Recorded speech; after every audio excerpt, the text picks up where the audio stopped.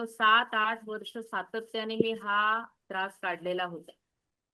काहीही खाल्लं की 1 तासाने मला उलटी व्हायची. पाणी प्या तरी संपूर्ण पोटात छातीपर्यंत जळजळ व्हायची. म्हणजे मी काही खाल्लं, पाणी पिलं, काहीही लिक्विड घ्या, काहीही खा.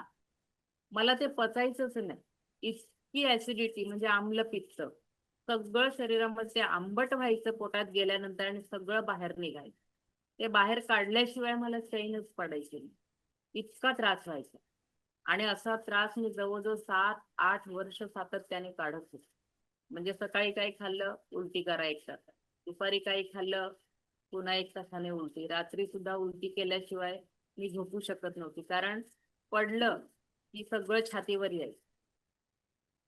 असा त्रास सातत्याने काढत होती. खूप इलाज केले, औषधोपचार केले, सगळं केलं, पंचकर्म